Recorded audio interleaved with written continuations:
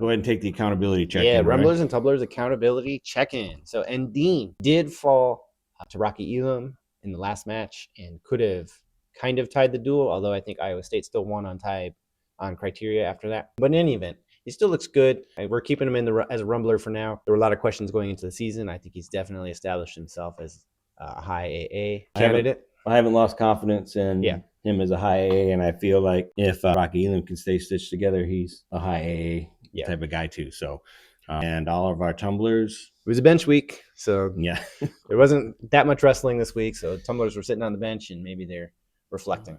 We'll see. Yeah, hopefully, right? They can bounce back, make their way off of that list. All right, Roy, who's your Rumblers? All right, Rumblers.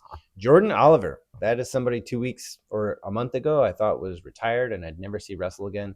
Comes back, beats Real Woods. You know, when we talked about Darian Caldwell, he wrestled Real Woods pretty tough. He did.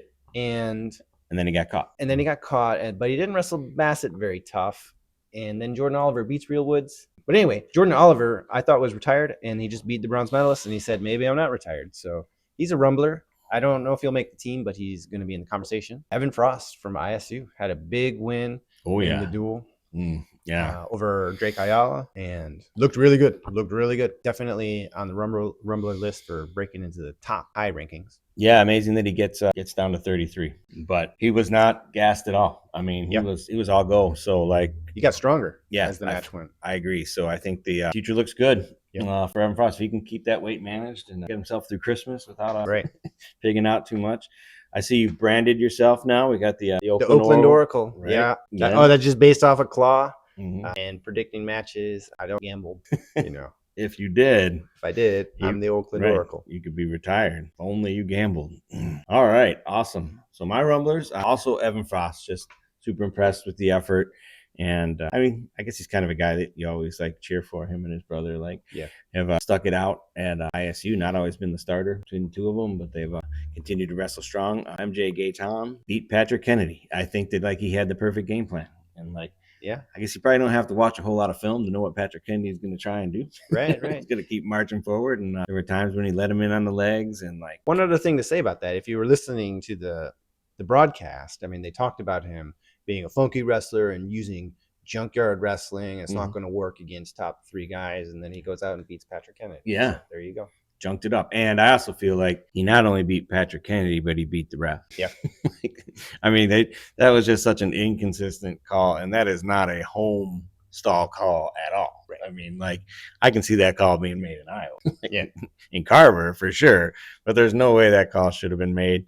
Gayton won that match in regular time, won the match in overtime, and hoping he stays healthy, and he's another guy in the mix for sure, and in a fun weight class. I also added Ryder Block.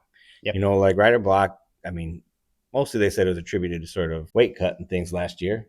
But this 3-time Iowa champ who really not good last year, just got beat a lot. But man, he's long for the weight class. He's stingy and has just enough offense, where he can beat pretty much anybody on any given day. So that was, and I kind of I always like the underdog or somebody who stumbles a little bit out of the gate and then comes back. So way to go, Ryder.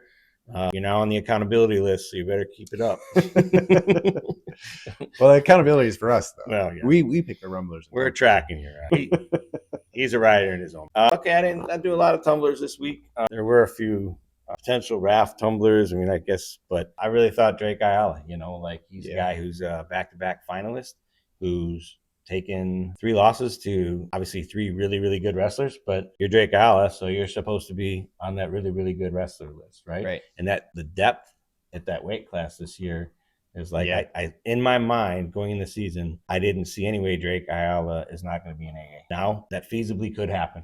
Yeah. I would not be overly shocked if Drake didn't AA, and not because he got hurt or anything, but just because he didn't. I mean, they wrestle a tough season. He might take 3 more losses before NCAA. I mean, he probably. I don't want to say, but you get Blaze, you get Bird, you got Traver. I mean, Davino, Ben Davino. I mean, Big Tens. So I mean, he right now. What would he be ranked in Big Tens? Not NCAAs, but Big Tens. Yeah, right. Yeah, so not top 3. There. So, and I mean, again, this is just an observation. I love Drake Ayala. Yep. Fun guy to watch wrestle. And for Iowa guys, he scores a little bit. Yeah. So anyway, that was my Tumbler for the week. Roy, what about you? My Tumblers. I got Spencer Lee. Oof. Spencer Lee gets pinned by a guy that's definitely bigger than him and not necessarily someone he's competing with for the Olympics. But it seems like Spencer Lee never runs anyone down. He's the one getting run down. So yeah, and it's that same pattern of getting out to a lead in the beginning of a match, Right. and then just kind of not finishing it out. Real Woods, I talked a little bit about his match with Darion Caldwell. Yep. Where after seeing this match with Jordan Oliver, it's like a little different light for me. It's so interesting that at this level, there's just such a small difference. He was like 5 seconds away from losing to Aiden Valencia and just going out in round one of, and then he goes and wins Final X and wins the bronze. But the bronze run is starting to look more like the anomaly than anything else. So yeah. Anyway, he's on my Tumbler list. And Tom Brance, they've had some recruiting issues, to say the least, and they lost to Iowa State for the first time in 20 years, first time ever for Tom Brance. I think he was undefeated. Yep, that's what they said. And going into that, I think Iowa had less than 10 takedowns in the entire duel, and 6 of them were from Caliendo. Yes. So that's not the Iowa style that I grew up with. And yeah, so Tumbler list going into the season, Iowa's probably a trophy team. Now, well, who knows? Well, yeah, and like, they put him on the headset, and he's like, "We got to get more takedowns." But then, are they not listening, or like, what's happening here? Yeah, there's some kind of like disconnect. I felt like when he's on the headset, he's like marketing, and when Dresser, when they were talking to Dresser, it was more like real in the moment. Oh, he's always honest though. Yeah. Yeah. And Tom Brand was like, "This is the thing I'm supposed to say as an Iowa head coach." That's the way it felt to me. Yeah, I buy that. I mean, and then then Ben jumped on right after and said he's willing to offer his coaching assistance to. I didn't see that. To Iowa. Yeah. Yeah, so we'll. Is he going to coach? We'll deal with that on Wednesday. Yeah, we'll deal with that on Wednesday. That's the best of social. That's stirring the pot.